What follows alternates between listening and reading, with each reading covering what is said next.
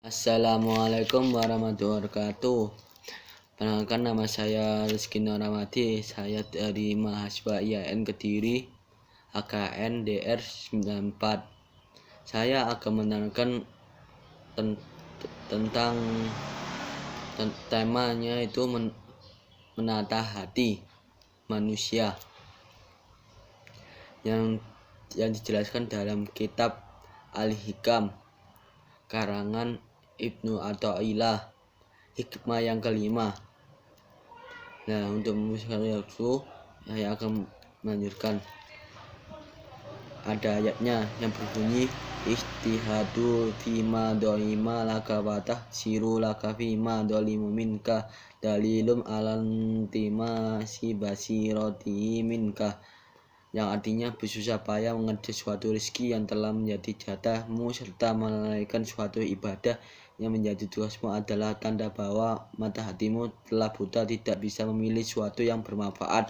Maksudnya di sini adalah seorang yang sibuk dengan suatu kerjaan tanpa didasari ibadah, itu adalah hidupnya tidak barokah. Contoh kayak orang yang kerja di kantor yang tugasnya banyak, proyek banyak, sampai itu akan kebanyakan lupa dengan ibadahnya. Padahal rezeki itu sudah diatur. Naudzubillah dzalik. Ini terjadi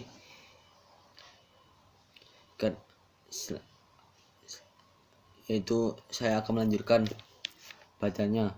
Allah menjadikan kita telah menjamin rezeki untuk kita, maka kita perlu mengerjakannya dengan susah payah. Tak perlu mengerjakan kita sebagai suatu tugas seperti menunjukkan manfaat untuk kita sendiri, yaitu beribadah. Maksudnya kita kerja itu harus seimbang. Kita tidak usah ngoyo-ngoyo kerja harus siang sampai malam sampai pagi. Kita harus seimbang. Maksudnya seimbang itu ya dunia dapat, ya akhirat dapat. Karena Allah menyediakan orang-orang yang bisa berusaha, bisa membagi waktunya, yaitu dia usaha tapi tidak lupa dengan ibadahnya, yaitu orang-orang yang bagus dan dimuliakan derajatnya. Allah berfirman, wa man khalaqal jinna wal insa illa liya'budu, tidak aku ciptakan jin dan manusia kecuali supaya mereka menyembahku. Maksudnya Allah itu menyediakan jin dan manusia hanya untuk beribadah kepadanya.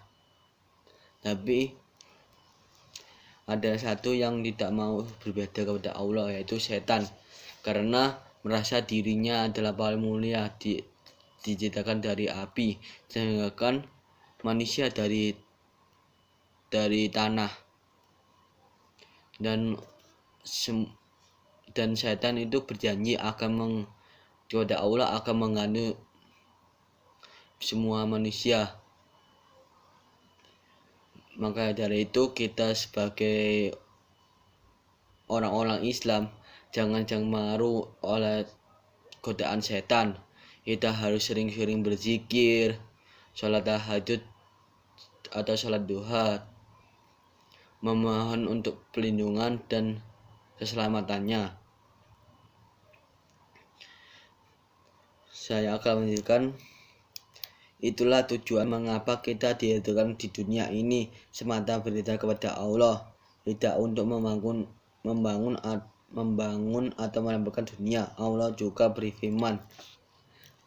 Nah, maksudnya itu tidak, Allah menjadikan manusia itu untuk beribadah, bukan untuk membangun atau menambahkan dunia. Maksudnya Allah menjadikan manusia itu untuk menyembah, jadi tidak untuk kita senang-senang dunia. Maksudnya itu karena yang butuh untuk pahala itu kan manusia, bukan Allah. Allah hanya untuk memberikan rezeki, karena Sejatinya manusia itu yaitu membedakan Allah. Kita yang mendekatkan Allah, karena Allah itu tiada Tuhan selain Allah, tidak beranak atau dan berkuasa dan berkuasa yang menciptakan. Jadi Allah, kalau semua manusia itu tidak menyembah, Allah tidak akan getun, karena Allah itu yang getun yaitu manusia sendiri, karena manusia itu udah dikasih Allah jalan-jalan untuk mendekatkan diri kepada Allah, tapi melalaikan, yaitu tadi terjerumus dengan dunia, sibuk-sibuk dunia, senang-senang dunia. Karena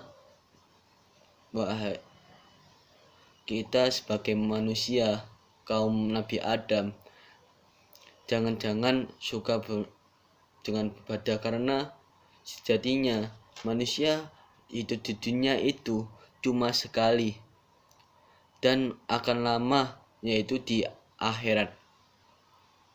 Maka banyak-banyaklah beribadah dan bersabar atas cobaan, musibah yang telah dilakukan, dan banyak-banyak berhusnudzon kepada Allah. Saya akan menunjukkan firman Allah dalam surat At-Taha, wa amru ahlaka fi sholati wassobir alaiha la nas'aluka rizqan nahnu narjuku koka wal akibatit taqwa, yang artinya, dan perintahkan kepada keluargamu mendirikan sholat, bersabar, kamu telah mengajar, kami tidak meminta rezeki kepadamu, kamilah yang memberikan rezeki kepadamu, dan akibat yang baik itu adalah bagi orang yang bertakwa. Maksudnya ayat ini, kita keluarga yaitu diberitakan untuk sholat, karena diri kepada Allah, dan harus menjaga, karena agama yang paling baik yaitu agama Islam di antara agama, karena udah ditulis dalam Al-Quran, kitab hadis yang sahih karangan Bukhari Muslim. Dan bersabar kamu dalam mengerjakannya. Maksudnya bersabar itu kalau kita membuat baik itu harus bersabar, karena pasti kalau kita mau berbuat baik pasti banyak cobaan. Contoh kayak usaha dibuat Allah gak laris, yaitu gimana kita sabar. Yang kedua, ketika kena musibah, yaitu kita harus sabar. Terus selanjutkan, kami telah meminta rezeki kepadamu, kami tidak meminta rezeki. Nah, maksudnya Allah itu maha kuasa, dan Allah itu tidak meminta rezeki, karena Allah itu bisa memberikan rezeki itu untuk manusia, karena Allah itu tidak butuh rezeki, karena Allah itu untuk mengawasi dan mengatur skenario dunia manusia seluruh alam ini. Dan Allah itu, kami telah memberikan rezeki padamu, dan Allah itu yang memberikan rezeki pada manusia, karena Allah itu tidak suka makan atau apa, karena Allah itu tidak punya nafsu untuk makan dan tidak punya nafsu tidur apapun, dan cahaya, dan manusia semua tidak bisa melihat Allah, karena Nabi Muhammad sendiri itu tidak dapat melihat Allah, padahal cuma sinarnya, apalagi manusia sekali lihat Allah akan hancur itu, karena tidak kuat dengan cahayanya. Sungguh mulia ya Allah, Allah. Kami telah memberikan dan akibat baik yaitu bagi orang yang bertakwa, dan apabila orang yang bertakwa dan berbuat baik, Allah akan membalasnya dengan perilaku, dengan sesuai amal kebaikannya, yaitu selama kita lama mengerjakan ibadah, kita akan dimasukkan tergolong orang-orang yang orang-orang dahulu, yaitu kaum menjadi umat-umat Nabi dahulu atau umatnya Nabi Muhammad, dan dimasukkan surga, dia orang yang mulia. Saya melanjutkan lagi. Ibrahim Al-Qawasa mengatakan bahwa semua ilmu terangkum dalam 2 kalimat. Menurut Ibrahim Al-Qawasa mengatakan bahwa semua ilmu terangkum dalam 2 kalimat. Yang pertama, jangan bersusah payah mengejar sesuatu yang kamu pastikan, yang tidak pastikan mendapatkannya. Yaitu contoh, kita berusaha payah membangun yang maka di dunia itu, padahal itu tidak pasti untuk mendapatkannya. Kita harus, contohnya kita berkedukung untuk suke, dimana kita suke itu tidak perlu, kita hanya bermunajat kepada Allah, minta Allah gimana cara menyelesaikan itu. Dan selanjutnya, jangan biarkan tugasmu terlantar. Dan manusia itu berikan tugas itu untuk beribadah kepada Allah dan menaati peraturan, itu aja. Dan Allah tidak meminta apapun, maka sebagai manusia gunakan itu sebaik-baik mungkin. Demikian yang dapat saya sampaikan, semoga bermanfaat.